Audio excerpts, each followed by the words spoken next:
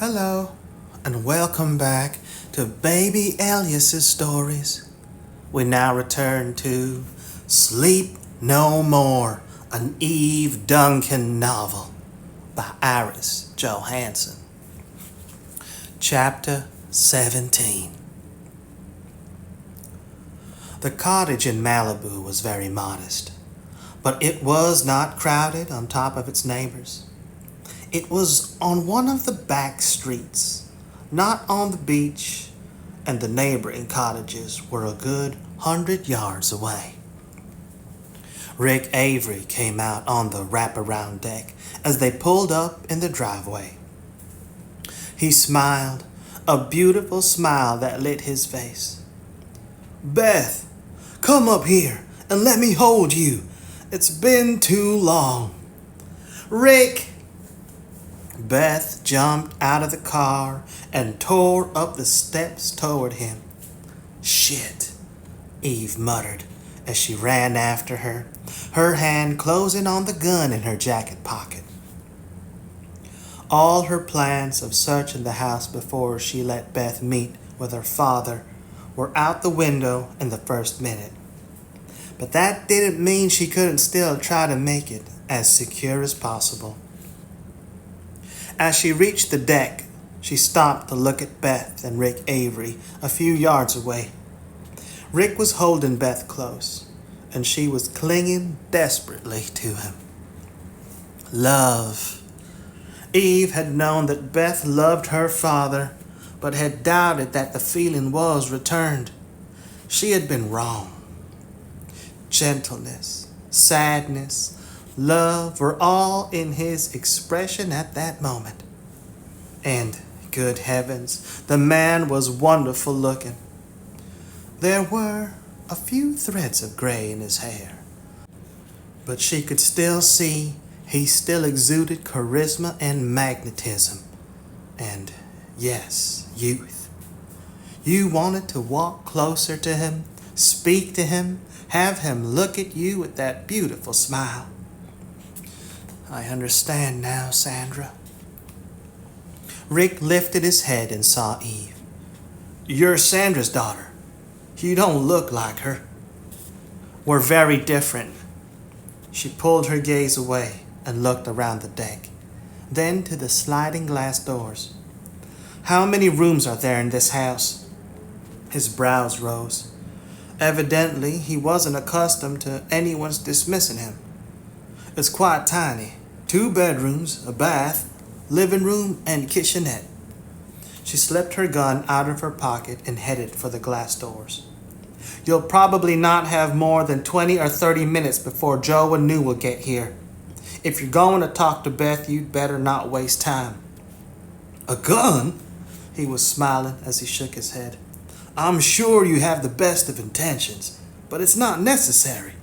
This is all a misunderstanding. No one is going to hurt my daughter." "You're right. You've already done that. It's not going to happen again." "That's not fair," Beth said as she stepped back from Rick. "I know it wasn't Rick's fault." "Yes, it was his fault. You were his daughter. He had a duty to protect you." She ignored Beth's exclamation of protest and went inside the house. The lights were all on, and the floor plan allowed her to see from one end of the cottage to the other. It took only a few minutes to go through the rest of the house. No one lurking, nothing suspicious, except the entire concept that Rick Avery had suddenly been called upon to lure his daughter to meet with him. It had to be a trap. Yet, if it was, she was beginning to believe that Rick didn't realize that it was a trap. She came back on the deck to see Rick and Beth talking quietly, their hands clasped. How beautiful they were together, she thought suddenly. The resemblance was striking. Silky dark hair, wonderful features, that eager smile. He turned to Eve as she came out of the house. "Satisfied?" "No, but there's no one in the house. That doesn't mean your mother hasn't arranged something else to surprise us. He frowned. Don't accuse my mother of anything. You can talk about me, but leave her alone. She only wants what's best for Beth. Is that why she kept Beth drugged in that prison of a hospital for over a decade? Beth was ill. Look at her, Avery. Eve gestured to Beth. You've seen her. Talked to her. There's nothing wrong with her. There was never anything wrong with Beth.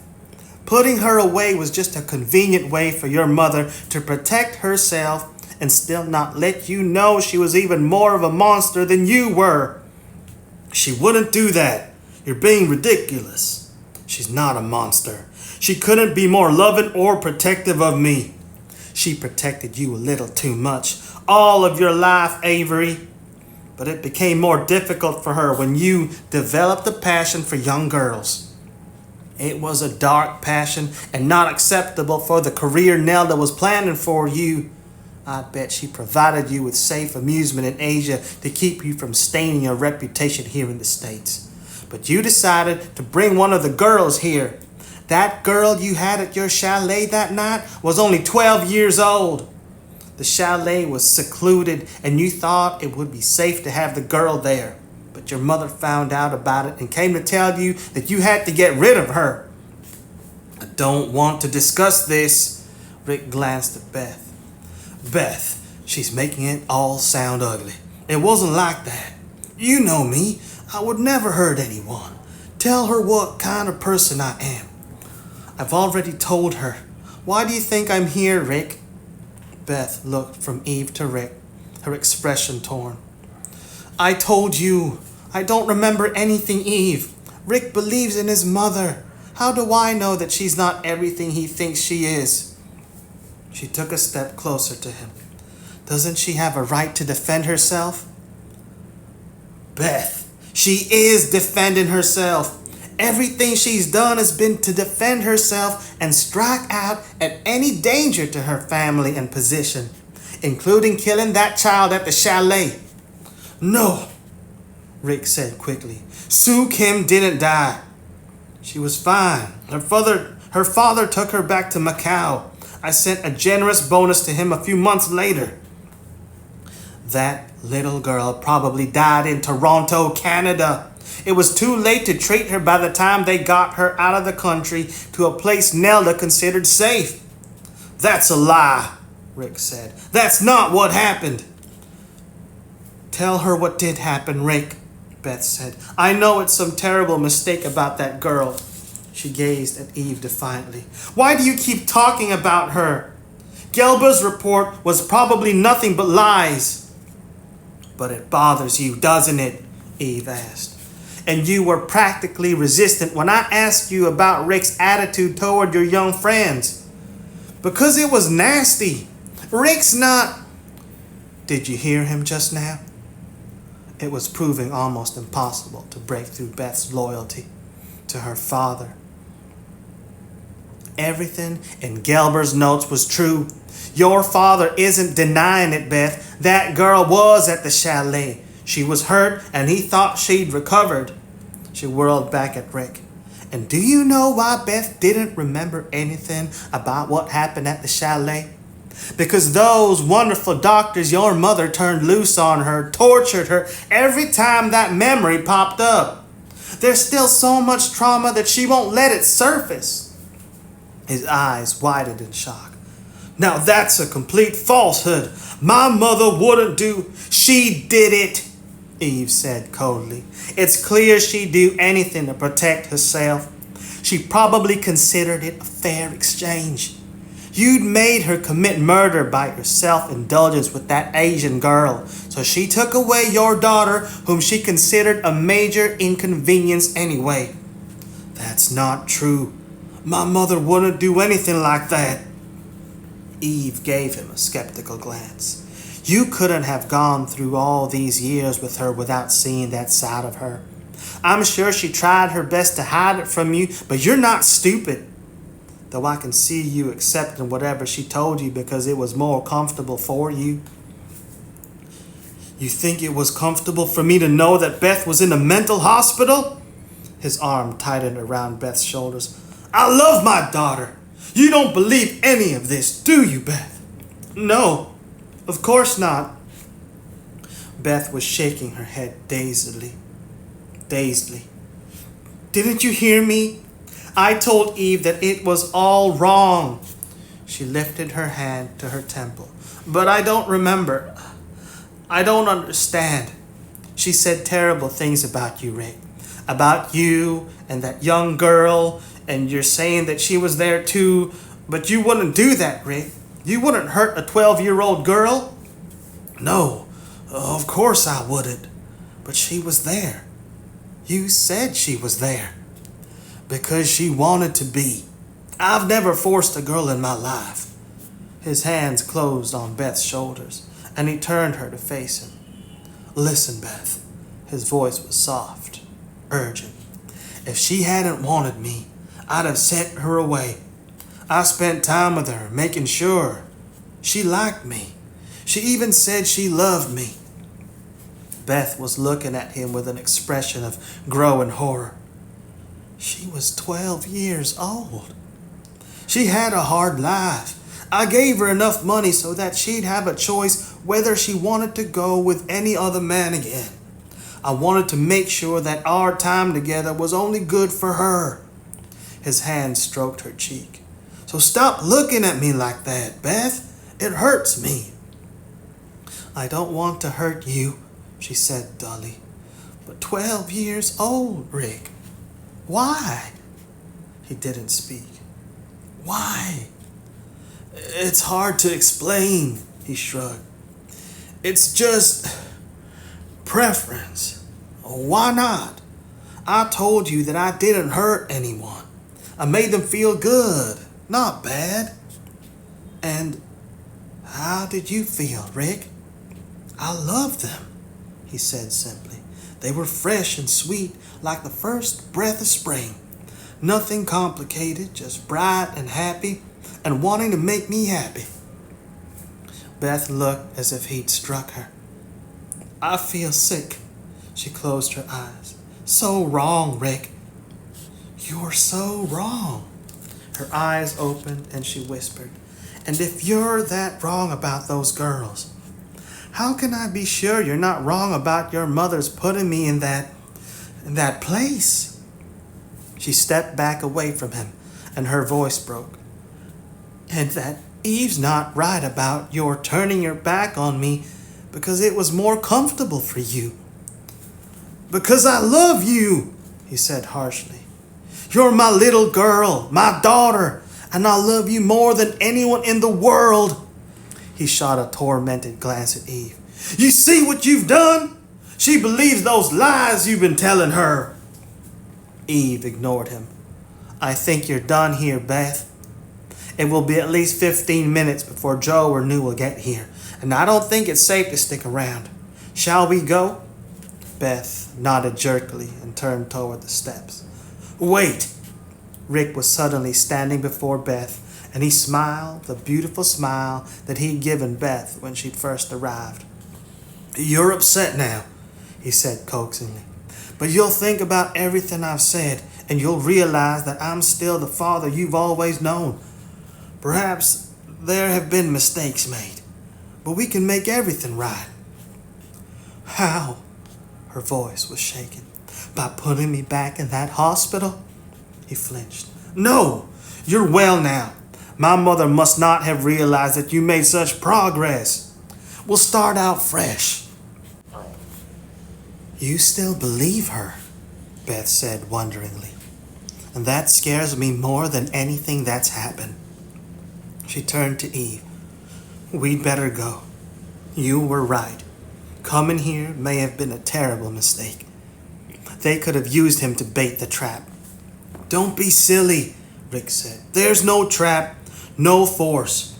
I was only supposed to persuade you that it would be better to go back to the hospital to continue your treatment. But it's clear that's not necessary now. He reached out and gently touched her cheek. Do you know how happy I am to see you so well? It's like a dream come true. But you'd better give me your address so we can straighten all of this out with the police. I don't think you'll need our address, Eve said grimly as she followed Beth down the stairs. Your mother has probably taken care of seeing that she'll know where we are. She unlocked the driver's door and got into the car. But we'll work on changing that as soon as I meet with Joe and the scent of sulfur. It smells of sulfur. Kendra's words in Beth's hospital room came back to her. And Eve had caught that scent again the moment they had gotten into the car. Eve? Beth was looking at her, puzzled. It's okay. She reached into her pocket and drew out her .38. Just get out of the car, Beth. I forgot to tell Avery something. What? Get out of the car, she said sharply. Now! Beth instinctively threw open the door and started to scramble out. Close that door. Get back in the car. The muzzle of a gun was pressed to Eve's head as a man's arm slid around her neck from where he was kneeling on the floor of the back seat. At the same time, the edge of his other hand came down on Eve's gun hand, numbing it. He took her .38. Unless you want to see her brains spattering on that windshield. Drogan, Eve said. God, I was stupid. I should have searched the car and not counted on just locking it. It took me a good 5 minutes to open it. I was in full view of you for a couple of those minutes, he murmured. But you were very absorbed with each other. I was counting on that since I couldn't be waiting for you in the house. I cased it before Avery came today, but there was no decent place to hide. And she said that her precious boy mustn't be involved. Now start the car and back out of the driveway. Let Eve go, Beth said. It's me you want, isn't it? Actually, you've taken second place of late. Start the car, Duncan. Beth? Rick Avery was coming down the steps, his eyes squinting against the glare of the security lights from the garage. What's happening? I saw you start to get out of the car. Did you change your mind? Come back into the house and we'll talk about it. Drogan muttered a curse. Keep him away. Tell him anything but keep him away. Beth was frantically rolling down the window. Rick, stop. Rick had reached the bottom of the steps. I won't stop. This is too important to both of us. Keep the bastard away, Drogan snarled. This wasn't supposed to. But Rick was beside the passenger side of the car. He was smiling.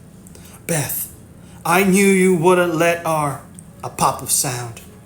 A hole appeared in the center of Rick Avery's forehead. Beth screamed, Aye!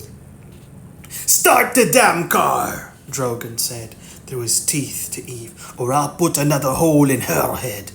Everything's gone wrong. It wasn't supposed to happen this way. Eve started to back out of the drive. No, I've got to go to him. Beth was struggling to get her door open, tears running down her cheeks. Maybe I can. He's dead, Beth, Eve said. Quiet her down. Drogan said. I don't really care whether I kill her now or later. It's up to you. Beth, Eve said, you can't help Rick, but you can help me. Just don't lose it. Calm down, okay? She didn't wait for an answer, but continued to back out of the driveway with a screech of tires. She had to get Beth away from the sight of Rick's crumpled body. She couldn't count on anything from Beth after she had just seen the murder of the only person in the world she loved. Where, Drogan? Just around the corner and 2 blocks up. We need to ditch this car and take my truck. Quinn will be able to track this car too easily. He won't know what I'm driving. He pocketed the gun he'd taken from Eve before pointing to an old Chevy truck parked next to the curb. Get out, both of you. Why not just let us go? Eve asked. Nelda Avery is paying you blood money, isn't she? You just said that you'd blown your deal by killing Rick Avery. That was your fault. If you'd driven out of the driveway right away, I wouldn't have had to kill him. He was going to cause trouble. I had both of you where I wanted you, and I wasn't about to let him ruin everything. And you panicked. I don't panic, bitch. You killed him, didn't you? Now you're not going to get any cash. Now you're not going to get any more cash from her. Let us go. I might still be able to negotiate with her. It depends if her love for her son is greater than her love for herself. I'd bet on her loving herself more, he shrugged. And if I'm wrong, there are other satisfactions. You're a rare prize, Eve Duncan. I was hoping to have Queen present to participate, and that might still be an option. That would be the best scenario. She heard a sudden rustling, slithering sound. Drogon chuckled. Mama Zella agrees with me. He held up a small cage. She likes to perform to an audience. A snake. He had a snake in that cage. Eve had a sudden memory of that part of his dossier. His mother's skeleton was found years later, buried in a coffin with a snake wrapped around her throat. Mama Zella was his mother's name, and he called this snake Mama Zella. It seems hideous that he'd name a snake after the mother he'd murdered. She was shuddering. The idea filled her with horror. Don't let him see it. He would feed on her fear as that snake had fed on his mother. But he'd already sensed it. You'll be braver than my mother, he said softly as he opened the car door and gestured with the gun for them to get out. She couldn't believe that it could happen to her, and I'd actually do it.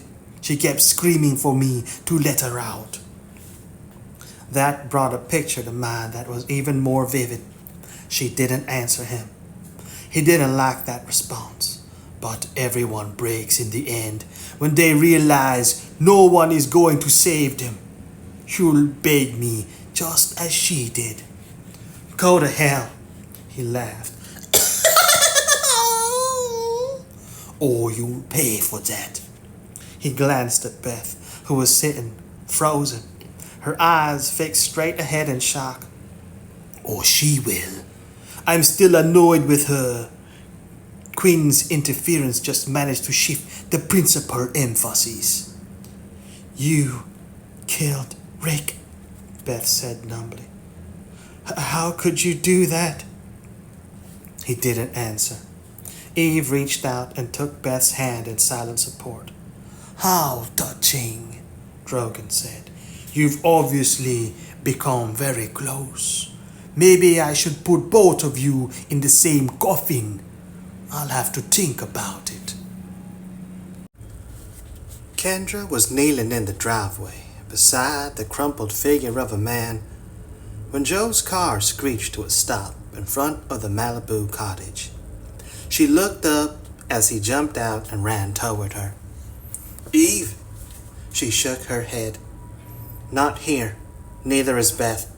I got here 10 minutes ago, and all I found was him.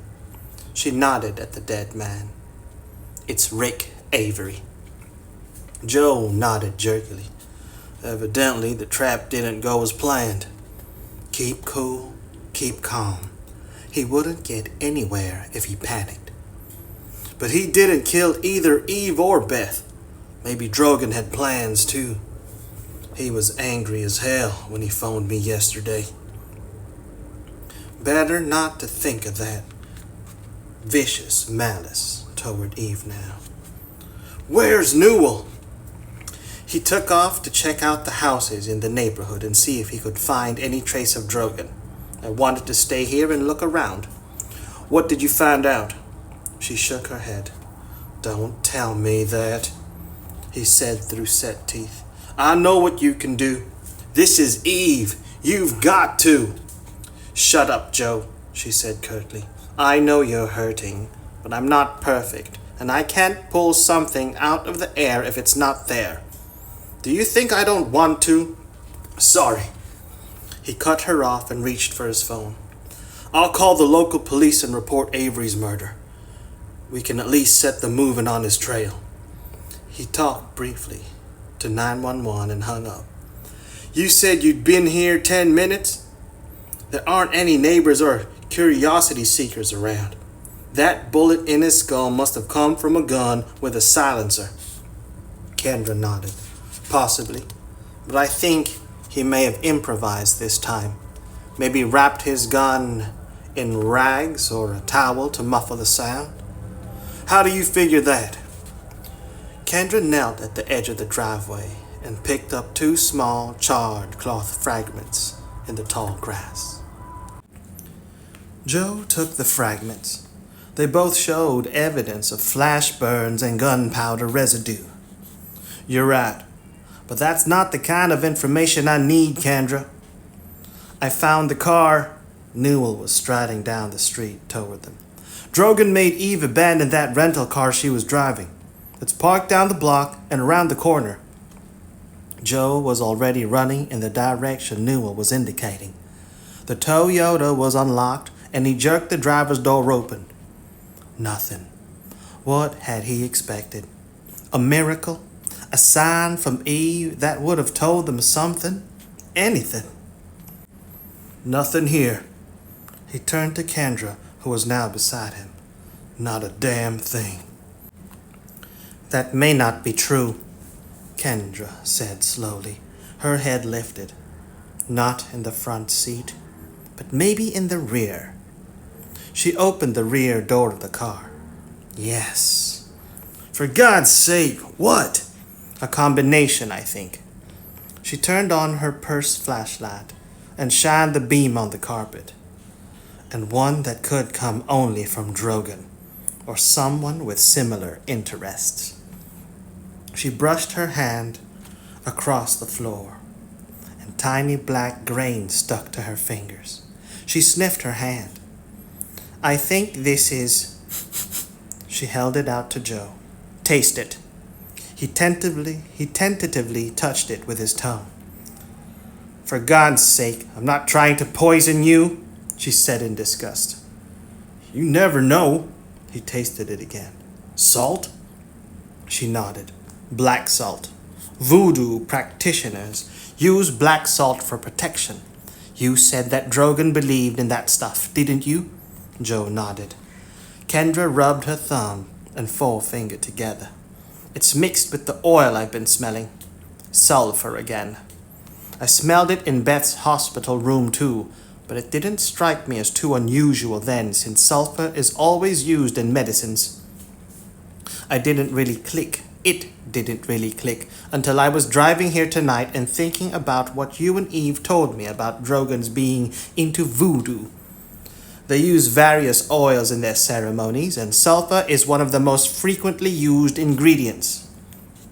Ceremonies? In the back seat of the car?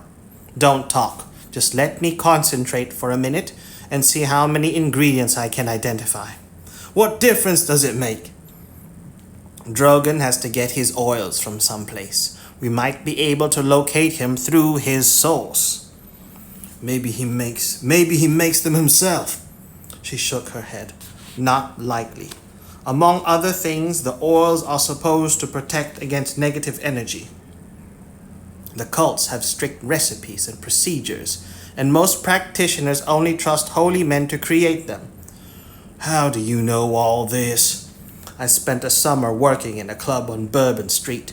You don't hang around New Orleans long without becoming a little familiar with voodoo lore. And with you, it would be more than a little familiar. It's fascinating and dark. It drew me. And how would you be able to trace Drogan through his voodoo oil? They're not all the same. The various holy men prefer different ingredients. It's like a signature. This one is unusual. Where are you supposed to find a voodoo holy man in the middle of California? You think voodoo is limited to Louisiana and the islands? No way. It's just not as frequently practiced. I stand corrected, Joe said. If you can find a voodoo holy man who will lead us to Drogan, for God's sake, do it. There are tire tracks on the edge of this grass, Quinn, Newell called from where he was kneeling on the side of the curb. I'll be right there. He glanced at Kendra before he turned away. Why is it unusual? I've smelled this oil before, but now there's something else here. The oil is interacting with something else. What? It smells like cucumbers. Is that part of the recipe? No. It means... Kendra looked up. There was a snake in here, Joe. He stiffened. What? He had a snake in this car. Some snakes' musk glands can give off an odor that's similar to cucumber. I know that smell. She gave him a level glance. And the way the odors blend and interact. I think he may have oiled it. The snake? He stared at her. Totally bizarre. Particularly if he spread the oil on the snake with his own hands. That would really be weird. She made an impatient gesture. Go check out those tire tracks. You can't help me with this. I'll be with you as soon as I'm through here. Newell looked up at him. I think he was driving a truck. There are 2 treads close together. Which won't do us much good. Joe was tensing with frustration. Time was passing, and they were running into blank walls. We don't have time to run those tire prints and identify the usual trucks that use them. I'm done. Kendra was behind them. She examined the tire tracks. Not much help here, is there? Not on an immediate basis. She went a little further down the curb. But here's a footprint. She knelt and shined her beam. Men's size, 11 or 12. Fairly common hiking boot. Sirens in the distance. She lifted her head. There's the police you called, Joe. Then let's get out of here. Joe turned and strode back toward the beach cottage. I did my duty by calling them, but I can't be stuck here answering questions and filling out reports. You think you can find the source of that voodoo oil? Let's do it. Hurry. Kendra almost ran to keep up with him. I am hurrying. I know that you... Who is that? She had stopped in the street and was staring at the driveway of the Malibu cottage. A woman was kneeling on the driveway beside Rick Avery, cradling him in her arms and rocking back and forth in an agony of sorrow. Joe muttered a curse. Nelda Avery. He was striding up the driveway. We may have just gotten lucky. He stopped before Nelda. Where is Drogan? She didn't seem to hear the question. My son is dead. Tears were running down her cheeks. My Rick is dead. And Beth and Eve may end up that way before the night is over if I don't get Drogan. I don't give a damn about your son. Tell me where I can find Drogan. It wasn't supposed to be this way. She was gently stroking the hair back from her son's forehead. I told him to be careful, not to hurt my Rick. He didn't listen. Now look at him. She was sobbing. I made Rick promise to call me right after he talked to Beth, and he didn't do it. Rick always kept his promise to me. I called him and he didn't answer. I had a terrible feeling. Where is Drogan? She was rocking Rick back and forth again. Go away! Joe bent toward her and his voice was low and fierce. Listen to me. You tell me where he is, quick. I'm not having those police decide you're some pitiful victim and taking you away. I don't care if you're the mother of this poor half-witted bastard. You're responsible for getting Eve here. Now tell me where Drogan took her, or by God, I'll break your neck. Kendra took a step forward. Joe. He ignored her. Where? Stop protecting him. Protecting him? Nelda looked up at him, her face ravaged by pain. Do you think I'd protect Drogan? He killed my son. He's ruined my life. I want him dead. Where is he? I'll be glad to oblige. I don't know. He didn't trust me. I've always contacted him by phone, and he was always telling me that he'd do things his way. She looked down at her son. This is his way, she said bitterly. Go find him. Go kill him. I'd like to do it myself. There must be something you can. I tell you that I don't know where that bastard is, she said hoarsely. Now go away and leave me with my son. She doesn't know, Joe, Kendra said. Can't you see? She's telling the truth. Joe gazed at Nelda for an instant longer, then whirled on his heel and stalked down the driveway toward his car. Newell straightened from where he was leaning on the front bumper. I know how you feel, Quinn, he said quietly. I'm not sure I wouldn't have broken her neck anyway. Drogan was the weapon, but she was the one who wielded it. He got into the back seat of the car. So we struck out, Kendra. Can you pull any rabbits out of your hat? How the hell do I know? She got into the front passenger seat and took out her phone. Get us away from this subdivision before the police get here, Joe. Those sirens sound pretty close. I'll see what I can find out about that voodoo oil. How? Joe asked as he pulled away from the curb. We don't have time for you to... His phone rang. His heart leaped as he saw Eve's ID. His finger jammed the access button. Eve, for God's sake, where are you? With me, Drogan. I couldn't resist talking to you. I hoped to have you present when I got rid of your woman. But that might not be wise. So I thought that I'd let your imagination help me. If you touch her or Beth, I'll butcher you the way you deserve, you son of a bitch. Drogan chuckled. No, I'm on top now. All you have are empty words. You won our first encounter, but I'll win the last. I'll get you eventually, but now I have Eve Duncan. Do you know what I'm going to do with her? I'm sure you're going to tell me, Joe said hoarsely. I've decided she deserves a ceremonial end. You're a good cop, aren't you, Joe Quinn? I'm sure you were able to research my somewhat colorful background. Your Eve reminds me of my mother, he added softly. Do you know what I did to my mother? He hung up. Joe's right fist crashed down on the steering wheel. Bastard!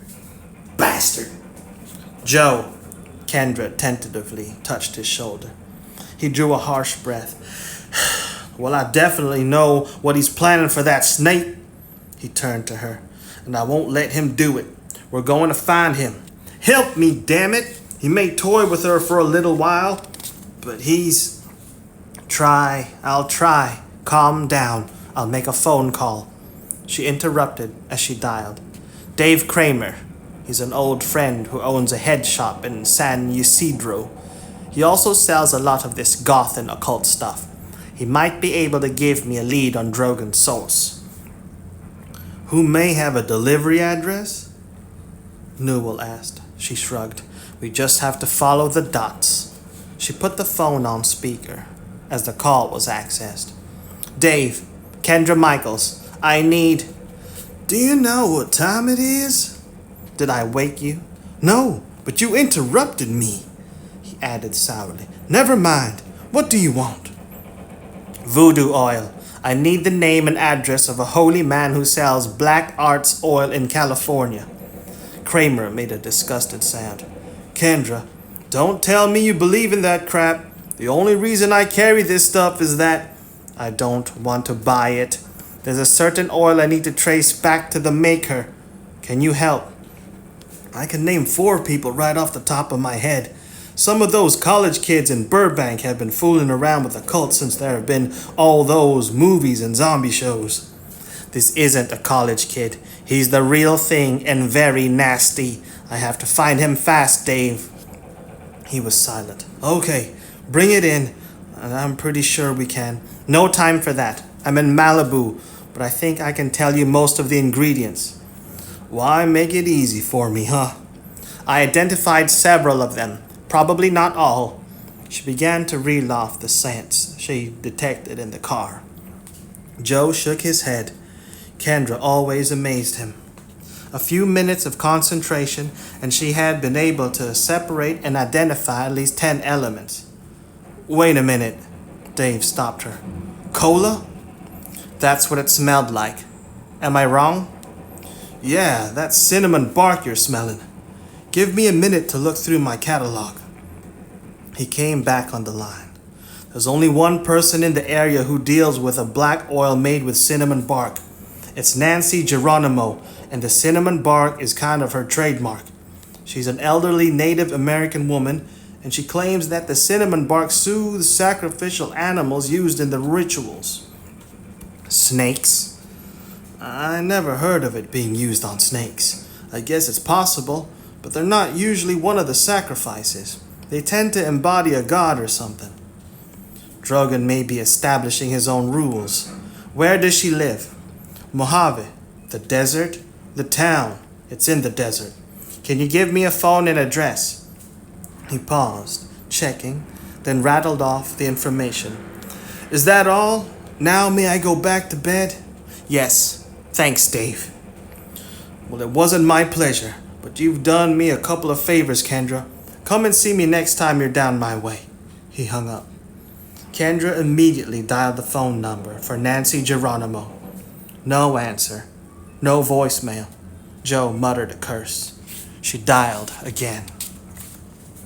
No answer. Kendra hung up and turned to Joe. We can go bang on her door, but Mojave is over an hour away. When we get there, the old woman may not know anything about Drogon, or she might be mailing his order somewhere. However you look at it, it's risky. It's your call, Joe. Yes, it is. If this turned out to be a wasted trip, then even Beth could be killed before he found them. By shooting Rick Avery, Drogon had burned his bridges, and he was not going to wait too long to get at least a little satisfaction. But what the hell else could he do? He had no other clues at all. His foot pressed the accelerator. We go to Mojave. Inside. Drogon threw open the wooden door and pushed Eve inside the shack. He gestured to Beth, and she stumbled after Eve over the threshold. Here we are, all together. He lit the oil lamp on the table. Cozy. Eve was immediately assaulted by the scent of peppercorn and sulfur again. She could now detect some other ingredients. Mustard, patchouli, and the potent burning oil was pervading the air of the shack. No wonder it had clung to Drogon and the snake. It stinks in here. Is that some kind of voodoo brew? Black arts, he corrected. There are many oils, but I prefer this one. It brings back memories of childhood. And you actually believe in voodoo? Sometimes, when I wish I rule it, it doesn't rule me. Those memories were very exciting.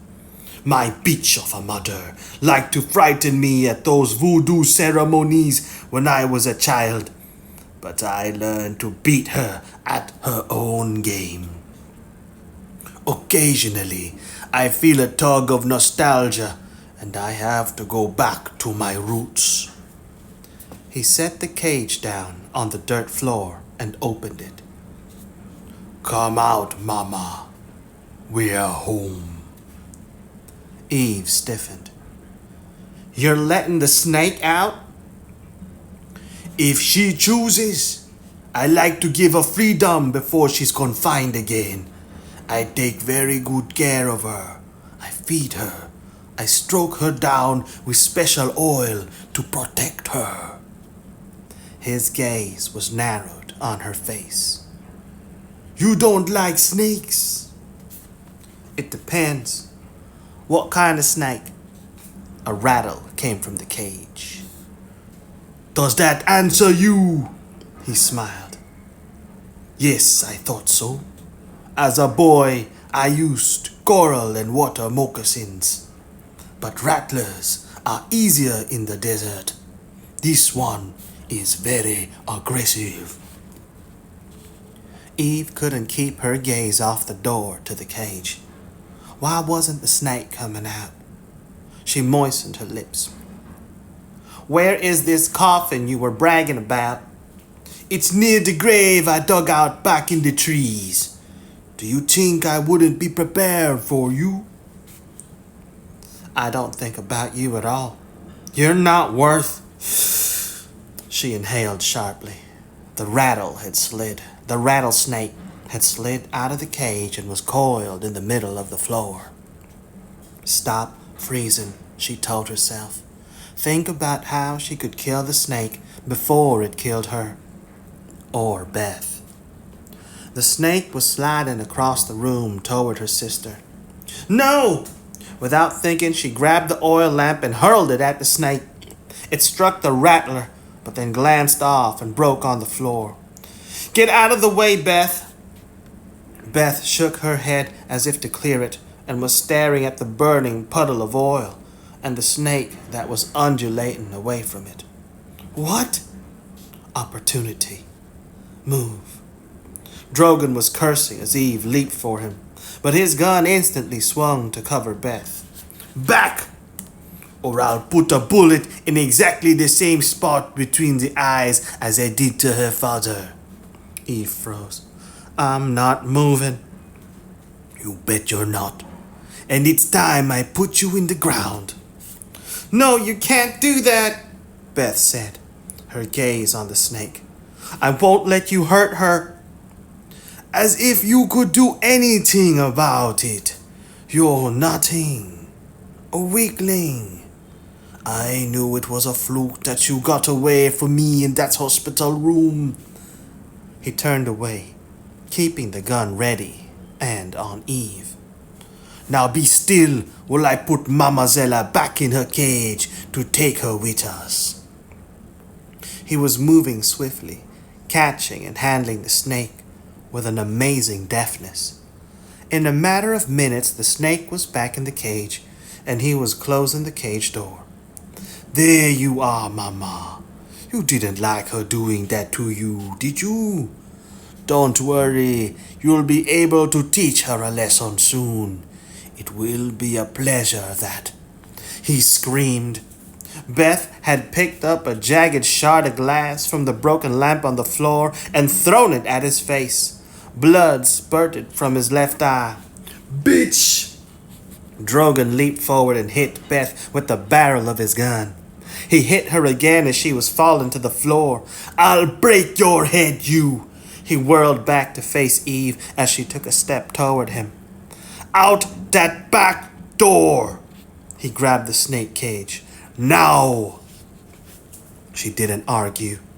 At least she had managed to distract him from Beth, though she wasn't sure that the intervention wasn't too late. Beth was lying very still. The blows had been vicious. "Move!" Drogon was wiping the blood from the corner of his eye. "I've had enough of you. Let's see how you deal with Mama." The White House, where Nancy Geronimo lived, was small but neat. The baskets of fake geraniums hanging from the posts on the long porch were the only spots of color. Doesn't look like the house of a woman who makes voodoo oil, Newell murmured. Maybe cookies for the PTA. You can't label people. Kendra was knocking on the door. Maybe she does both. No answer, Joe said tightly. But there's a car in the driveway. Wake her up, damn it. I'll do my best, but she may be taking some of her own potions. She banged harder on the door. But one way or the other, Will. Get away from my door!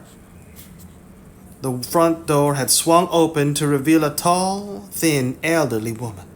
Dark hair pulled back from her face.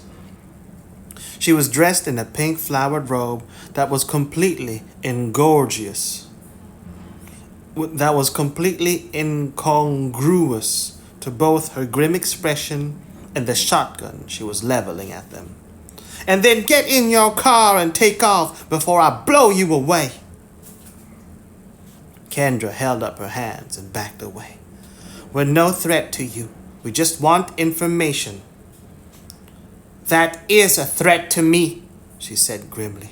In my business, you can get your throat cut for giving out information. Go away. This is a police investigation. Joe stepped forward and showed her his badge. A kidnapping. Trust me, you don't want to get involved, Miss Geronimo. She glanced at his credentials. This is an Atlanta badge. You can't have authority out here. Sharp and probably very familiar with police procedure. I could still get a court order. It would just take me time. I don't have time. And if the kidnapped victims are murdered in the meantime, you'll be in a world of trouble. She moistened her lips. I'm not involved in any kidnapping. I just sell herbs and black arts oil, which doesn't hurt anyone. It's just a game some of my clients play. We're looking for a man who bought your oil. I sell a lot of oil. I wouldn't remember. I have clients who come to me from 4 other states, sometimes on weekends. My front yard is bumper to bumper with cars and trucks. This would be a truck, Kendra said. A tall man, large feet, probably usually wears Timberland hiking boots. The footprint I saw had an imprint of cross-pattern lug sole. That's pretty distinctive of Timberland. Nancy Geronimo was gazing blankly at her. I don't pay much attention to boots. Kendra shrugged. Not many people do. Sometimes it strikes a bell. She turned to Joe. Wait, do you have a photo? I thought you'd never ask, Joe said dryly. He pulled up a photo on his phone. This is Drogan. The woman looked at the photo. Maybe I've seen him? Yes or no, Joe added softly. If you lie, I'll make your life hell. I've seen hell before, but I'm not going to stick my neck out for someone who doesn't mean a damn to me. She looked again at the photo. Yeah, I've sold oil to him, several canisters in the last month. Surly son of a bitch. Does he live near here, or does he drive in from another state? He's local, I think. I was driving out in the desert gathering supplies a few weeks ago when I saw his truck. It was near a beat-up old shack with a broken door. He straightened. What color was the truck? Where? Which direction? A red truck, a sort of rust red. The shack is east. She waved a vague hand. And I don't know where. I told you I was driving around trying to locate some of my ingredients. Eye of newt, Newell murmured. The woman gave him an ugly glance. I think maybe it was southeast. That's all I can tell you. She started to close the door, then stopped. He's kind of creepy. He carries a snake around with him. I've heard it rattle in the cage. And you're not accustomed to creepy clients. Kendra asked her as Joe turned and headed back to the car. Yeah, but he's in a class by himself. Don't tell him I told you where to find him. She slammed the door. But she didn't tell us, Joe said tightly. It's going to be like looking for a needle in a haystack. He started the car. Southeast. Damn it.